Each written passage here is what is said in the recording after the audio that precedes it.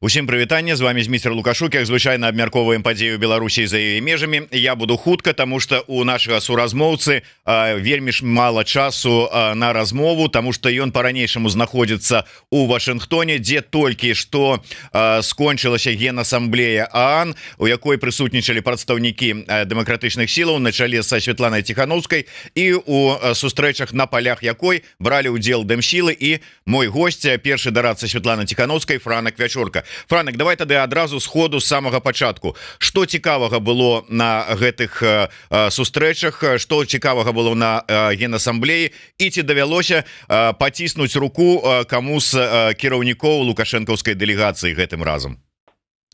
Ну, па-першае, гэта ў Нью-Йорку, не ў Вашынгтоне. Па-другое, Генасамблея пачынаецца толькі сёння, а скончыўся саміт будучыні. Гэта яшчэ адзін форум, які ААН арганізоўвае упершыню за працяглы час. І удзел у менавіта ў Генасамблеі будзе браць, я так разумею, міністр Рыжанкоў. А дэпутаты так званага сената лукашэнкаўскага, яны бралі ўдзел у саміце будучыня. І да, мы з імі бачыліся, але не размаўлялі. Я не думаю, што яны вельмі хацелі гэтага дыялогу.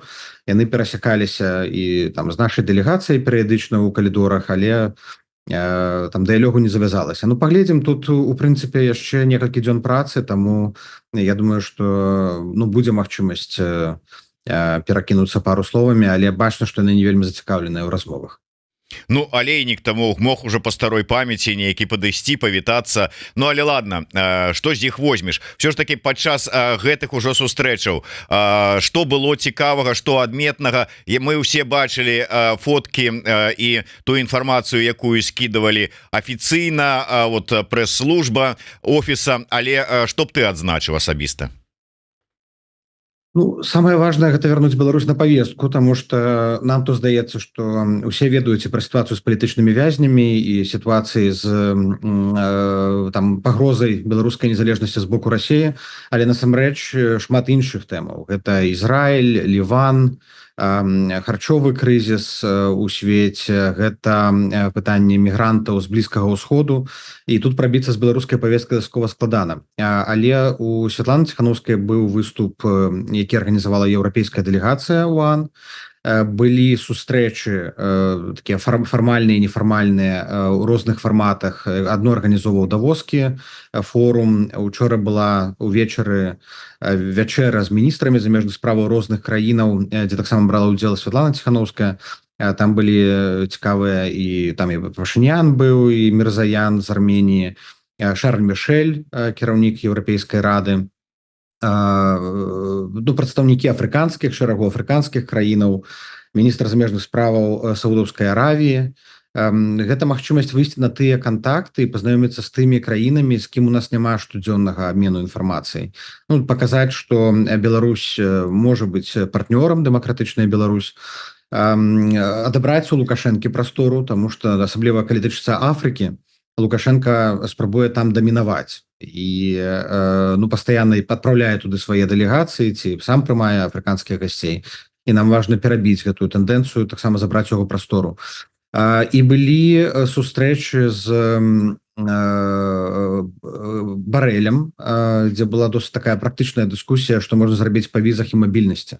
І Барэль вельмі падтрымлівае нашу думку, што беларусаў трэба атрымаць блізка, трэба сувязь з Еўропай захоўваць. Гучала ідэя ад Святланы, каб зрабіць бясплатнымі візы для маладых беларусаў. Абмяркоўвалі акаунтабіліці з амбасадаркай ЗША па крымінальным правасуддзі, як праз міжнародныя інструменты, гэта міжнародны суд ААН, суд у Газе і універсальная юрысдыкцыя, як пакараць тых, хто рэпрэсуе беларусаў. Ну і на палях прэм'еры, прэзідэнты. Вечарам быў прыём у Атлантик Каунсіл, дзе Святлана Ціханаўская пазнаёмілася з Іланам Маскам, павіншавала прэм'ерку Італіі Джорджія Мелоні, якая атрымала ўзнагароду. Я не скажу, што сустрэчы тут у ААН яны такія глыбокія могуць быць, таму што ўсё вельмі хутка, таму што ўсё на нагах, усе сустрэчы там 5, 10, 15 хвілінаў, і, як правіла, там гэта 1-2 меседжы, якія можна перадаць. Але, абменьваемся кантактамі, дамаўляемся на нейкія фоллоуапы, і тады пачынаецца праца ўжо пасля. Я вярнуся да вот твоих слоў размова с Барэлем. Наколькі я ведаю, ўсё ж таки ён зараз сыходзіць са сваёй пасады, і яго словы яны безумоўна прыемна чуць, але наколькі яны будуць пераемныя наступным кіраўніком, наколькі і наколькі вось що ж таки размовы про там змяншэнне кошты візаў ці павелічэнне выдання колькасці візаў яны актуальныя, наколькі гэта пытанне сёння можна рэальна вырашыць? Ну якраз гэта самы важны момант транзіту, што мінулае кіраўніцтва еўрапейскага звязу перадаць новаму, якія праграмы, якія праекты, якія рашэння. І вось Барэлю засталося зусім няшмат, яго месца зойме Кая Калас, эстонская прэм'ерка. І мы якраз і думалі, якія могуць быць зараз зробленыя дзеянні, каб наступнае кіраўніцтва еўразвязу магла іх працягваць. І, напрыклад, Святлана Ціхановская прапанавала Барэлю напісаць супольны артыкул, як вось такія пажаданні да новага кіраўніцтва еўрапейскага звязу, каб захоўвалася пераемнасць у стратэгіі. З аднаго боку это падтрымка беларусаў і Беларусі, з іншага боку это ціск на рэжым, каб вызваліць палітвязняў, спыніцца ўдзел у вайне. Тое, што палітыкі мяняюцца, прэзідэнты, прэм'еры, мы з вами то беларусы не вельмі звыклыя да гэтага, але ў Еўропе гэта нармальная справа. І тут якраз інстытуцыйныя нейкія праекты доўгатэрміновыя, яны дапамагаюць пераемнасць захаваць. Напрыклад, з адным кіраўніком можна запусціць нешта доўгатэрміновае, і нават новы кіраўнік ён гэта не зменіць. Напрыклад, стратэгічны дыялог ЗША. Мы ведаем, што ён запушчаны год таму назад, і нават калі памяняецца прэзідэнт, ён все роўна будзе працягвацца. Таму мы шмат вельмі інвестуем вот у гэтую фармалізацыю адносінаў, у розныя фарматы, дзе Беларусь магла быць удзельнікам, і тое, што не адбываецца, не пачынаецца, не закрываецца там за адзін дзень. Ўсё ж таки, Франак, вот наконт візавае пытанне, яно балючае і актуальнае. Людзі нам пішуць, што нават за грошы для членаў сямей былых палітвязняў ёсць праблемы зрабіць візы. Ці рэальна зараз вот, ну, бліжэйшым часам паспрабаваць неяк вырашыць гэтае пытанне, ці ёсць нейкія напрацоўкі? Візаў не хапае. Сапраўды выдавалася візаў до 2020 года нашмат болей, пасля вайны стала складана, плюс вялікая колькасць місіяў скараціла консульскі штат, у тым ліку з патрабаваннем Менску. Лукашенко не хоча, каб выдавалі візы. Лукашенко робіць все, каб любыя спосабы для беларусаў падарожнічаць, яны былі абмежаваныя. Што мы прапануем? Першае, гэта выдачу шматразовых візаў, нават не на паўгоду, а на год, 2, 3 і нават 5. І мы ведаем, што Нямецчына змяніла гэтую практыку і пачынае выдаваць доўгатэрміновыя візы шэнгенскія, але тым, хто трымаецца нейкіх умоваў, не парушае візавыя правілы. Мы прапановваем павялічыць колькасць работнікаў у консульствах, тыя краіны, якія могуць сабе дазволіць, напрыклад, Італія. І гэта павялічыць прапускную здольнасць у гэтых кансулятах у Менску. Мы прапановваем дамаўляцца з фірмамі, якія могуць прымаць дакументы, і вялікая частка еўрапейскіх краін ўжо выдае візы не наўпрост у кансулятах, а праз фірмы-пасярэднікі. Але там ёсць мінус у тым, што вельмі часта гэтыя фірмы-пасярэднікі яны не вельмі сумленна працуюць і перапрадаюць месцы за большы кошт агенцтвам турыстычным, якія там бяруць па $400-500 і потым выдаюць візы, але хутка іх выдаюць. Канешне, гэта несправядліва, і з гэтай практыкай трэба змагацца. Ну, а канкрэтна, што можна было б зрабіць, гэта візы для моладзі. Мы з гэтай ідэяй таксама ўжо досыць працяглы час працуем. Тут кожная краіна сама прымае рашэнне, і ўжо некаторыя краіны выдаюць маладым беларусам, там до 18 гадоў некалькі краінаў выдаюць, 25 гадоў мы хочам зрабіць, каб усе выдавалі бясплатныя візы, а таксама беларусам старэйшага пакалення. Польшча, напрыклад, пачала рэгістраваць на візы моладзь і беларусаў паважнага веку без чаргі. І гэта таксама адзін з напрамкаў, дзе мы можам працаваць, каб спрасціць атрыманне візы ўнутры краіны. Добра, давай да будучых вот зараз пасяджэння Генасамблеі, чаго вы чакаеце, якія чаканні ўсё ж такі ёсць?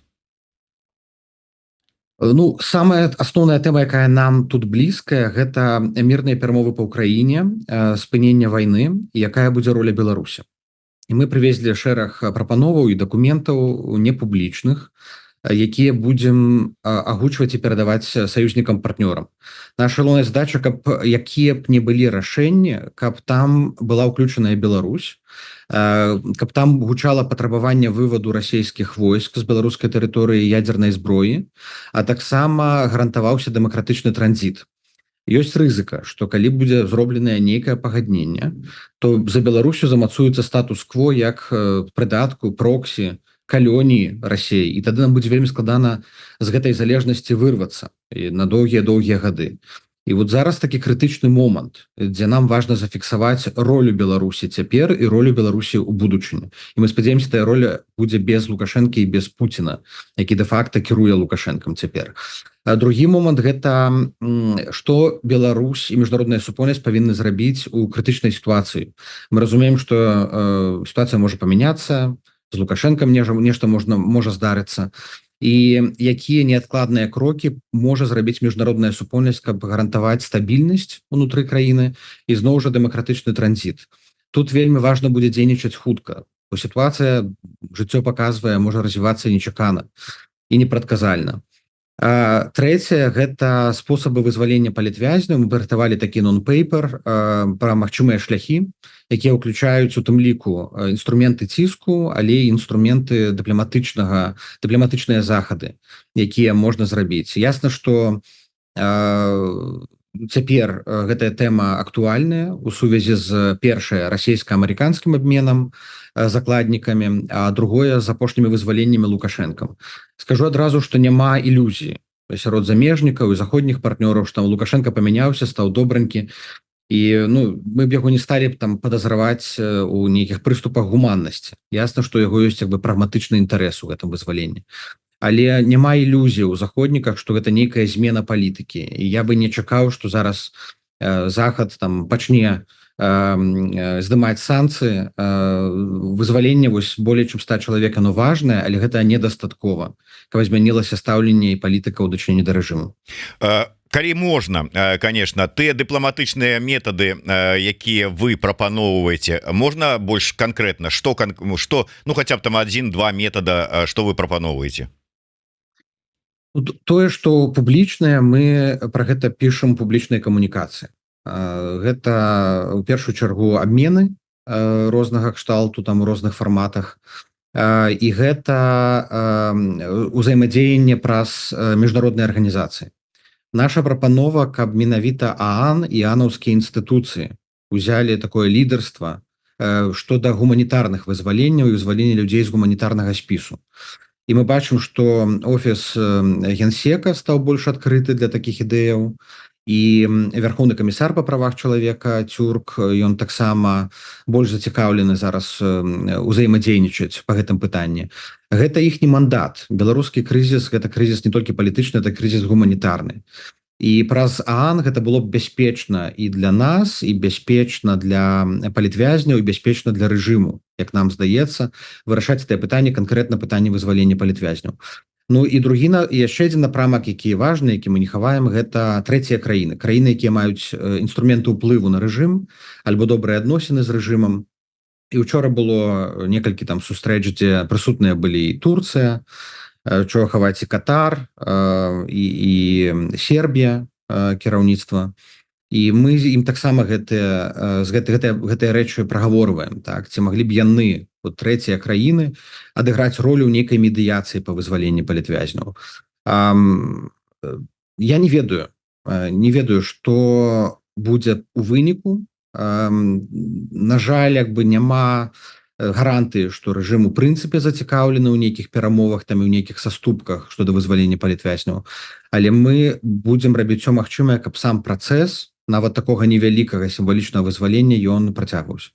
Франак, просто уже пакуль далёка не адышлі, было сказано про тое, что, скажем, здымаць санкцыі заходнія краіны не гатовыя на дадзены момант прынамсі, але калі ў звязку з палітвязнямі, вот тыя словы, якія прагучалі ад расійскага апазіцыянера Яшына, нібыта про тое, что гэта гандлюецца, выгандлёўвае на запчасткі для Белавія Лукашенко палітвязняў. Як вы успрымаеце гэта? Ці магчыма, на твой погляд, погляд такое. Ну і ввогуле вось пытанне как бы ў звяз з гэтым ад Віктора К.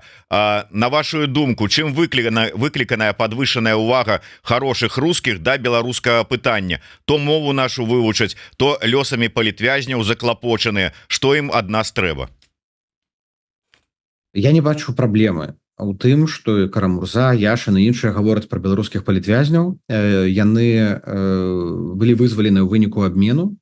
Яны зараз маюць міжнародныя сустрэчы, увагу медыяў, і тое, што яны згадваюць Беларусь і беларусаў, гэта добра, потому что гэта зноў жа вяртае і падтрымлівае Беларусь у міжнароднай павестцы, і мы за гэта вельмі ўдзячныя. Ну і з Карамурзой будзе сустрэча ў сераду у Вашынгтоне. Яны ўдзельнічаюць у супольных мерапрыемствах разам з Светланай Ціхановскай. Я думаю, што мы там дэтальна больш прагаворым пра нейкую тактыку і стратэгію ўзаемадзеяння ў гэтым пытанні. Яны разумеюць, яны камунікуюць з беларускімі праваабаронцамі і актывістамі і з сястрой Марыі Калеснікавай. Ім сапраўды баліць, ім сапраўды шкада, што беларусы не сталі часткаю гэтага абмену, і яны гатовыя укладваць свой час і палітычны ўплыў для беларускага пытання. Ці там ёсць нейкая у іх там дадатковая інфармацыя, там і доступ? Не так. Яшин просто агучыў ідэю, якую дзесьці пачуў. Я таксама і чуў про тое, што там Лукашенко можна там прапанаваць абмяняць палітвязняў там на запчасткі, на нейкі там вагон з угнаеннямі, яшчэ на нешта. Это такія тэарэтычныя разважанні. Што да там запчастак самалётаў, рэжым можа закупляць розныя рэчы праз трэція краіны, абыходзіць гэтыя санкцыі у любым разе. Таму я не думаю, што гэта мае пад сабой нейкія падставы. І ўспрымаю словы Яшина хутчэй як такі фігуральны такі абарот. Маўляў, вось можна абмяняць на нейкае там зняцце ці памякчэнне санкцыяў палітвязняў. У тэорыі гэта магчыма. І мы памятаем, што там 20-15 год таму назад, калі вызвалялі Казуліна і іншых, тады быў іншы падыход у Вашынгтона. Яны прапанавалі не ўводзіць новых санкцыяў пры умове, калі рэжым там цягам месяца-двух вызваліць палітычных вязняў. І што вы думаеце, рэжым вызваліў? Адна вялікая розніца ў тым, што тады палітвязняў было прыкладна ў 100 разоў менш у Беларусі. І другое, тады не было вайны, не было міграцыйнага крызісу, не было ўсіх тых злачынстваў, якія рэжым зрабіў пасля 20-го і 22-го году. І таму зараз такія дамоўленасці ўявіць сабе нашмат больш складана. Франак, вайну узгадалі, пытанне ад гледача, ну вот просто, відаць, цікава твоё меркаванне. Можа, ты скажаш, якая пазіцыя па гэтым пытанні у офіса, можа і ва ўсіх дэмсілаў? Лукашенко зноў кажа, што трэба рыхтавацца да вайны, пытаецца глядач Максім. Нават мазырскі НПЗ узяў пад ахову, а дэмсілы падрыхтаваныя да вайны. Ці ёсць план на той выпадак, калі Лукашенко уцягне Беларусь у вайну? Складанае пытанне. Мы прапрацоўвалі розныя пратаколы там рэакцыю і дзеянняў, якія структуры, якія арганізацыі, як павінны дзейнічаць у выпадку там развіцця, неспрыяльнага развіцця падзеяў і ўцягвання Беларусі ў вайну. Я не скажу, што гэта дэтальна прапісаная стратэгія, але гэта пратакол, які можа быць узяты за аснову. Сёння мы не бачым там падставаў і нейкіх паказнікаў, што Беларусь і беларускае войска далучыцца да гэтай вайны. Нават у 22-м годзе такая верагоднасць была нашмат большая. Наадварот, усё паказвае на тое, што Пуціну і Лукашэнку зрэшты выгадны статус-кво. Беларусь як буферная зона, як цех там для вытворчасці зброя, як пракладка для абыходу санкцыяў, як гаварашчая галава Пуціна. Лукашенко спраўляецца з этой роллю выдатна, гаворыць тое, што там Кремль не можа даць у афіцыйнай камунікацыі. І яны гэты статус-кво будуць максімальна доўга захоўваць. Плюс Пуціну выгадна мець яшчэ адзін голас у ААН. Вы бачылі, якую там правакацыю, які сорам быў, калі некалькі краінаў свету прагаласавалі супраць рэформы ААН, эфектыўнай рэформы ААН, і Беларусь аказалася сярод іх. І Пуціну выгадна, што там не была адна Расія, Нікарагуа і Сірыя, а там аказалася яшчэ Беларусь. Таму трымаць такую фантомную віртуальную самастойны суверэнітэт для Беларусі яны будуць максімальна доўга. І там юрыдычна афармляць акупацыю Беларусі, я не думаю, што Маскве было б зараз выгадна. Уцягваць яе пад расійскі ўплыў яны будуць, як это рабілі, пры дапамозе дарожных картаў, навязваць заканадаўства расійскае беларусам, і беларусы ўжо адчуваюць наступствы гэта, тому что баны, якія ўводзяцца, напрыклад, супраць там беларускіх аўтамабіляў, прыватнікаў, грамадзянаў, яны вынік менавіта таго, што Беларусь за апошнія гады была моцна інтэграваная, уцягнутая вот у расійскую палітычную эканамічную сферу. Як нам што нам зараз трэба рабіць? Нам трэба рабіць все, каб не адбылося уцягванне Беларусі ў вайну, тому что калі гэта адбудзецца, то наступствы могуць быць непрадказальныя, і гэта і пра ахвяры, гэта і пра ваенныя дзеянні, але гатовымі, конечно, трэба быць да розных сцэнароў. Франак, пытаются, цікавяцца людзі, чым ўсё ж таки можа быць, ну, якая карысць ад сустрэчы, практычная карысць ад сустрэчы Святланы Ціхановскай і Маска. Відэо, якое мы бачылі, оно буквально на некалькіх секундаў, ну вось павіталіся, нешта махнули адзін аднаму рукой, ты яшчэ пажартаваў у адказ на пытанне, ці падараваў Тэслу Маска, ну не, на жаль, і гэтак далей, але практычны вынік ад сустрэчы, я разумею, ўсё, як ты кажаш, на бегу, на полях, але ўсё ж таки, можа быть, нешта атрымаецца ці не, ці вот просто павіталіся, пазнаёміліся і не больш за тое. Паглядзім. Я думаю, что чым больш контактаў у нас, у беларусаў ёсць, тым лепш, і мы ніколі не ведаем, дзе якія контакты спрацуюць. За апошнія гады міжнароднай дыпламатычнай працы мы пераканаліся, што размаўляць трэба з усімі, сустракацца трэба з усімі, будаваць давер трэба з усімі. Вот зараз, напрыклад, сітуацыя з палітвязнямі стала такой вострай, і нам трэба нейкія медыятары, перагаворшчыкі, то гэтыя контакты, яны могуць сыграць вырашальную, вельмі важную ролю. У выпадку з Маскам я не ведаю, што гэта будзе. Я не думаю, што яму цікавая Беларусь асабліва, але тое, што ён цяпер ведае асабіста Святлану Ціхановскую, гэта добры знак. Ён фігура кантраверсійная, супярэчлівая, ягоныя погляды на Украіну і на расійска-украінскую вайну вельмі для мяне непрымальныя, але ён мае вельмі вялікі ўплыў і на інфармацыйную прастору, і на тэхналагічныя кампаніі, і на палітыку ў ЗША. Таму контакт гэта добра захоўваць. Гэтаксама, як і зараз, нам важна камунікаваць з прадстаўнікамі абодвух кандыдатаў на выбарах у ЗША, і з прадстаўнікамі Трампа, і з прадстаўнікамі Харріс. Зараз невядома, хто стане наступным прэзідэнтам, але з любым прэзідэнтам, хто б не стаў, нам трэба супрацоўнічаць, будаваць адносіны, давер, і адстойваць перад імі інтарэсы Беларусі. Таму гэта наш падыход, якого мы трымаемся ўвесь гэты час і будзем працягваць.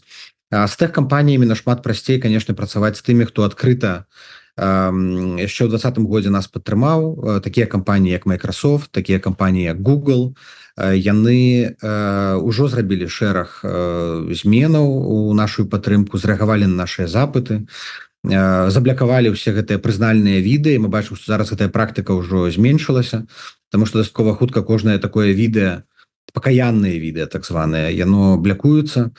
Але вось пакуль не ўсе пытанні вырашаюцца. Напрыклад, пытанне з беларускай мовай на Google AdWords, ну, вот рэкламны сервіс пры Гугле, яго цяжка вырашыць. І гэта пытанне не палітычнае. Калі б оно было палітычным, можна было сустрэцца там з кіраўніцтвам з Гугла, і Святлана Ціхановская ўжо сустракалася. Яны б падпісалі паперку і зрабілі б гэтую беларускую мову. А гэта пытанне фінансавае для іх, таму што гэта вельмі вялікая інвестыцыя. Ім трэба наймаць гэтых мадэратараў, перазаключаць пагадненні з фірмамі, якія робяць гэтую мадэрацыю.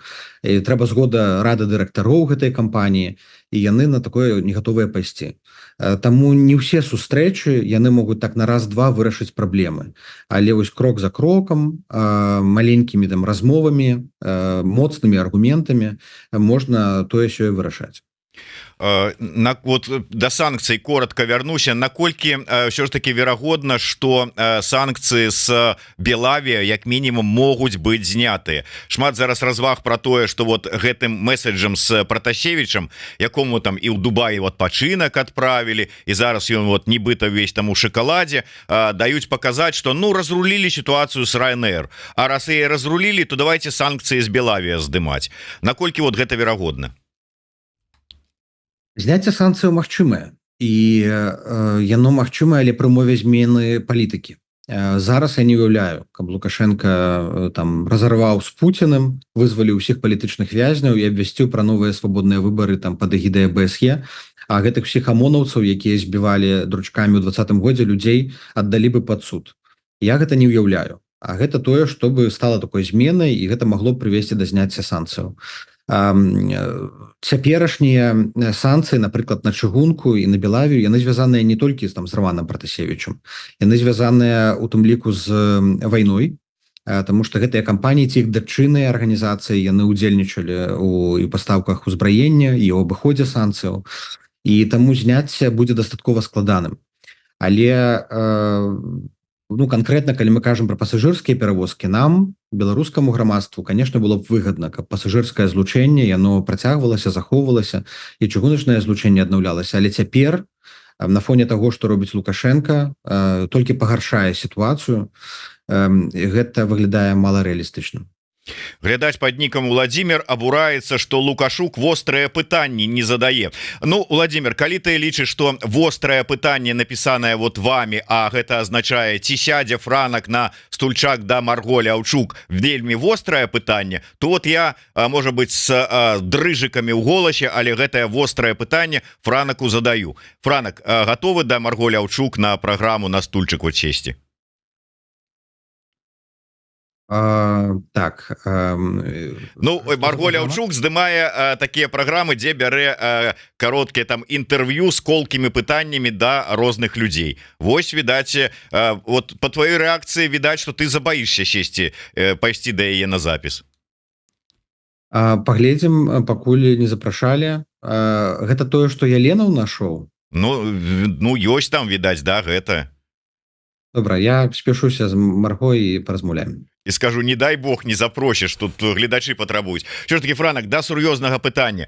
З самага пачатку мы пачалі размову са словаў, чтоб данесці і зноўку паставіць пытанне беларускую тэму на парадак дня. Атрымалася вот на фоне того, што адбываецца в Ізраілі, на фоне того, што адбываецца ва Ўкраіне, у іншых кропках свету. Що ж таки, ААН гэта увесь свет, а па ўсім свеце таких кропак гарачых, дай Бог колькі, ці атрымалася вярнуць Беларусь на повестку дня? Ну, мы ж толькі пачалі. Учора быў толькі першы дзень. Сёння асноўны дзень, сёння адкрыццё, у прынцыпе, Генасамблеі, і сёння, і заўтра, і паслязаўтра над гэтым будзем працаваць, пабачым.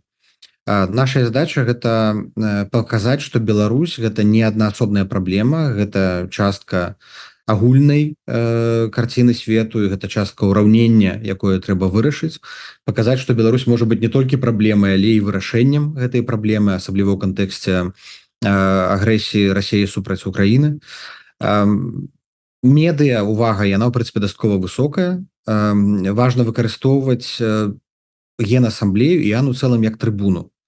І у нас сёння як бы не так шмат магчымасцяў паказваць там нейкую движуху у Беларусі. У нас няма пратэстаў, як у 20-м годзе. У нас няма нейкіх там вялікіх зменаў. У нас не абстрэльваюць шахедамі гарады, як ва Ўкраіне. Ці там Ліван, Ізраіль і Газа. Няма вось этой там драмы з десяткамі тысяч забітых. І таму нам складана, і нам трэба ўбудоўваць нашу тэму вось у іншыя, у тым ліку, дыскусіі, якія адбываюцца на Генасамблеі, на яе палях. Мы гэта робім, і робім максімальна, наколькі магчыма. Гэта робяць сёння і праваабаронцы, якія знаходзяцца ў Жэневе. Учора была Рада па правах чалавека, і выдатна выступілі і беларускія праваабаронцы, і міжнародныя, і Карына Маскаленка. Гэта робяць і тыя эксперты, якія сёння таксама знаходзяцца ў Нью-Йорку і праводзяць шэраг розных сустрэчаў. Дыяспара, якая таксама піша лісты. Ну, то бок аднаго ўдзелу Святланы Ціхановскай там на Генасамблеі недастаткова, каб вярнуць Беларусь на павестку. Тут трэба там калектыўнае намаганне, каб усе з розных бакоў нагадвалі, штурмавалі, глядзелі, як украінцы робяць, напрыклад. Ва ўкраінцаў такі арганізаваны лабістскі міжнародны рух, яны ў кожнай сталіцы ходзяць па палітыках, па парламентах, па медыях, і прабіваюць украінскую тэму кожны дзень. Вось і нам, беларускай супольнасці, трэба рабіць тое самае. Ну так, асабліва на фоне словаў Стрыжака про тое, что апошнім часам ну рэпрэсіі павялічваюцца і павялічваецца колькасць звароту. Я думаю, что гэта тэма таксама гучыць там. Ну гучыць у цэлым як бы патрэбы беларускай там дэмакратычнай супольнасці, патрэбы рэпрэсаваных яны значна выраслі, яны растуць. Напрыклад, калі казаць там пра медыа там ці там ініцыятывы, якія раней працавалі ў Беларусі легальна, маглі там збіраць фандрайзіць на сваю працу, альбо медыа, якія маглі рэкляму размяшчаць. Зараз гэтых рэсурсаў няма. Таксама тыя прыватныя кампаніі, якія раней там данацілі ў фонд Байсол, многія ўжо вычарпалі гэтыя рэсурсы, колькасць донатаў значна меншая. І таму мы сталі нашмат больш залежныя ад замежнай інстытуцыйнай падтрымкі, каб все гэтыя ініцыятывы, медыа, праваабарончыя арганізацыі, каб іх падтрымаць на плаву. І гэта складана, але вот у нас ёсць вялікі поспех, это міжнародны гуманітарны фонд, які не замест у дадатак будзе працаваць існых праграм. І мы зараз і Сполучанымі Штатамі Амерыкі, зараз вось праз 30 хвілін сустрэча з намеснікам дзяржсакратара ЗША будзем гаварыць таксама пра тое, каб ЗША дадала сродкаў менавіта на гуманітарныя праграмы для беларусаў праз гэты міжнародны гуманітарны фонд. Это яшчэ адзін інструмент. Канешне, яго недастаткова, усе праблемы не вырашыць, але вось так трошкі-патрошкі мы бы спрабуем наш рух там нашай арганізацыі падтрымліваць. Дзякуй вялікі. На жаль, трэба развітвацца, Франак спяшаецца, таму дзякуй за тое, што далучыўся да нас з Нью-Йорку, і да сустрэчы. Жыве Беларусь. Жыве.